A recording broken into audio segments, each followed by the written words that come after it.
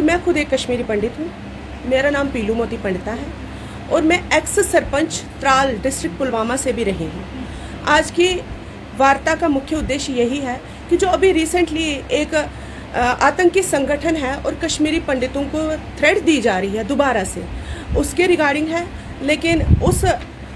वार्ता को कंटिन्यू करने के लिए सबसे पहले तो मैं ईद मिलादुन नबी की सभी मुस्लिम भाइयों को, देशवासियों को मुबारकबाद देना चाहती हूँ और एक कंडेम जो ज़रूरी बनता भी है एक महिला होने के नाते और एक समाज सेविका के होने के नाते, कि जो अभी रिसेंटली एक शिष्य गुरु का रिश्ते को तार तार करने वाला मसला हमारे चतरू किश्तवाड़ से भी आया है। मैं उस दिवंगत आत्मा को श्रद्धांजलि पेश करना चाहती हूँ और पुरजोर अपील करना चाहती हूँ कि जो कल्प्रिट्स हैं उनको सख्त से सख्त कड़ी सज़ा दी जाए, ताकि आने वाले टाइम में कोई भी ऐसा घिनौना कर्म करने से पहले 100 क्या 1000 बार सोचना पड़े प्रशासन को भी और किसी भी व्यक्ति को। और अब इस प्रेस वार्ता का मुख्य उद्देश्य जो है वो ये था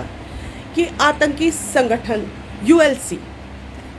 ये कौन सा संगठन है और किससे अफिलेटेड है, क्या ये 1990 तो नहीं दोहराया जा रहा है। मैं इस बात के लिए ये बात रखना चाहती थी, नाम जिनके नंबर्स, इवन उसमें महिलाएं भी शामिल हैं,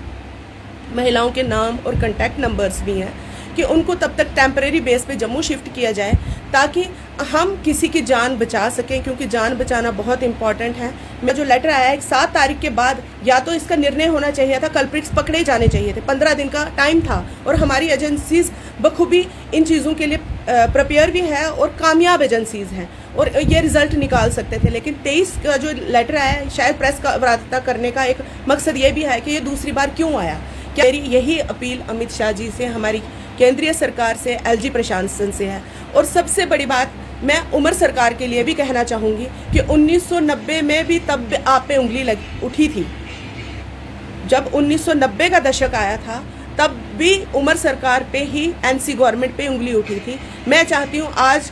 उमर सरकार के पास लॉ एंड ऑर्डर तो नहीं है, लेकिन इसके लिए आवाज़ उठाएं और एक प्रॉपर मेमोरेंडम बना के केंद्रीय सरकार को भेजें, ताकि जो विस्थापित कश्मीरी पंडित समाज हमारा वेसू, मटन, अनंतनाग, श्रीनगर जिन भी ट्रांजिट कैंप्स में हो उनकी पुरजोर सुरक्षा हो और एक भी हमारा कश्मीरी पंडित और कोई भी माइनॉरिटी से ना। केंद्र सरकार चाहे वो किसी भी रही हो, केंद्र सरकार सिर्फ जम्मू कश्मीर पे, चाहे वो POJK हो, चाहे जम्मू कश्मीर हो या विस्थापित POJK के हो, चाहे कश्मीर के हो, सिर्फ इन पे राजनीति करके सिर्फ अपना सत्ता जो है वो हासिल करना चाहती है। अगर जिस तरह से देखा जाए तो ये कहा गया था कि धारा 370 हटने के बाद मिलिटेंसी पूरी तरह से खत्म हो चुकी है और उसके बाद फिर 2 लेटर्स थ्रेट्स के निकलते हैं, तो किस तरह से क्या केंद्र जो गृह मंत्रालय है उसको क्या संज्ञान लेना चाहिए। मैं इस आपकी इस बात पे 101% सहमत हूँ कि हमेशा से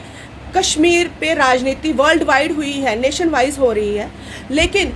मैं एक चीज़ का एक बात और कहना चाहती हूँ कि जब से मोदी सरकार आई है और जब से 370 हटा है, कश्मीर का जो एक बेसिक कंसेप्ट सबके लिए था कि भाई वहाँ पे मिलिटेंसी पत्थरबाज है, वो टोटली ख़त्म है। लेकिन ये छुटपुट घटनाएं नहीं है, ये एक हमारे लिए एक चैलेंज भी है। मैं आपको एक चीज़ बताऊँ, जो दूसरी लेटर आई, पहली तो ये हमारी कहीं ना कहीं लॉ एंड ऑर्डर की नाकामी है कि ये दूसरी लेटर नहीं आनी चाहिए थी।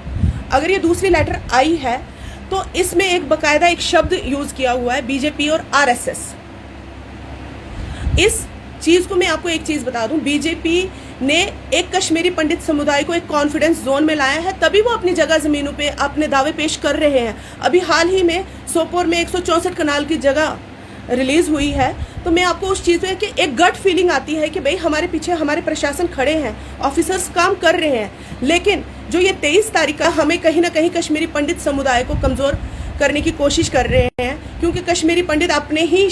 देश में, अपने ही स्टेट में एक विस्थापित की ज़िंदगी जी रहा है कि हम अपने ही शहर में हैं मुसाफिर की तरह। ये एक ऐसा ही वाक़या सामने आया है। मैं शायद इस प्रेस कॉन्फ्रेंस को शायद जो 7 तारीख को आई है, मैंने सोचा है कोई एक गलती हो सकती है, एक मिस हैपनिंग है, एडमिनिस्ट्रेशन देख लेगी, लॉ एंड ऑर्डर है, हम सब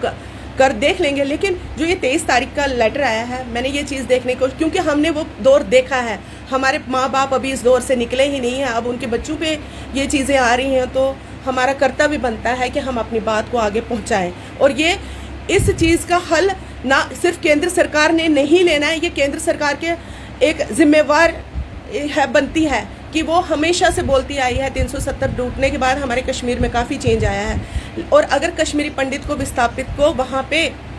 स्थापित करना है तो डिग्निटी के साथ और इस थ्रेट के बिना स्थापित होने चाहिए। मैं यही बात रखना चाहती हूँ अपनी केंद्रीय सरकार से, एलजी प्रशासन से और उमर साहब से। Thank you.